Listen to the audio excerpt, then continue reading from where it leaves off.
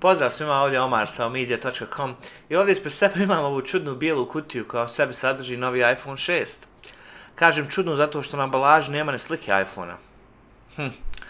Nadam se da mi nisu podvalili neki kineski klon. Danas ćemo ovdje pokazati unboxing i pojasniti neke detalje o iPhone 6. Ostanite s nama.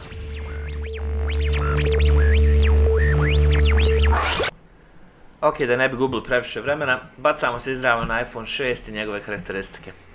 Mi smo ovdje naručili ovu manju verziju 4,7 inči, odnosno iPhone 6 crne boje, odnosno Space Gray, kako ga on zovu, u varijanti od 64 GB. Ove godine iPhone se prodaje u veličinama od 16, 64 i 128 GB, za iste cijene kao prošlogodišnji modeli od 16, 32 i 64 GB, što znači da ove godine za iste pare na dva modela dobijamo duplo više prostora. Cijene su paprene kao i uvijek. Ove godine 16 GB model se prodaje za $649, 64 GB model je $749, 128 GB model je $849, znači $100 razlike između svakog, gdje veća varijanta iPhone 6 Plus se prodaje za još $100 više od toga. Sada osim dvije nove veličine zaslona, naravno kao što vidite iPhone se potpuno promijenio izgledom. Ove godine je još tanji od iPhone 5S, znači iPhone 6 je 6,9 mm debljine, dok je 6 Plus 7,1 mm.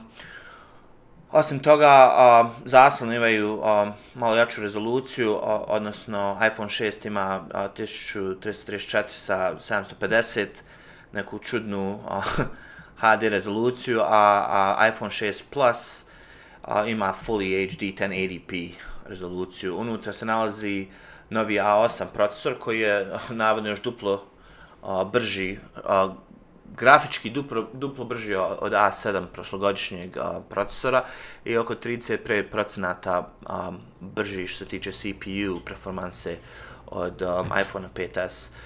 Još uvijek se radi o 64-bitnoj arhitekturi i uz njega dolazi M8 Core procesor koji služi za ove health kitove i ove ostale stvari što se tiče healtha.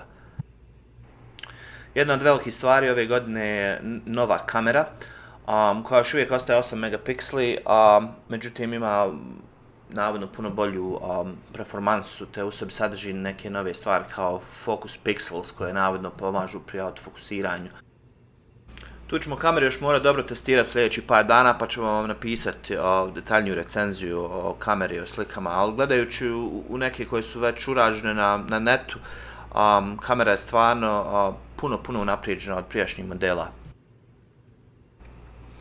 Ove godine su također unaprijeđene antene, tako da novi iPhone 6 sada support Voice over LTE, ima 20 bendova što je puno više, znači možete ga koristiti u više zemalja, brzine su do 150 megabits per second i u sebi drži 802.11 AC standard, znači ako imate jedan od ovih bržih routera možete iskoristiti puno veće brzine, čak troduplo brže od 802.11n.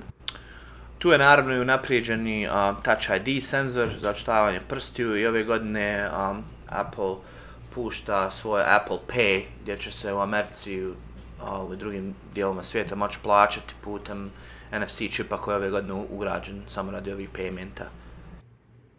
I to vam je kratki pregled iPhone 6. Naravno u ovom videu nismo stigli pregledati sve promjene koje se desile na iPhone, pošto ih stvarno ima puno ove godine, ali možemo vam reći da iPhone izgleda baš super, prilično lijepa stvarčica, dobro se osjeća u ruci, prilično je lagan, kvaliteta je vrhunska kao uvijek, što dolazi s cijenom naravno.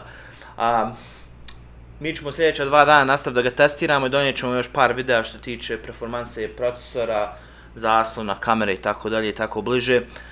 Naravno, ako vam se svidio video, thumbs up, ostavite nam svoje mišljenja u komentima, pretplatite nam se na YouTube kanal i naravno nastavite pratiti omizija.com preko neta. Do slušanja.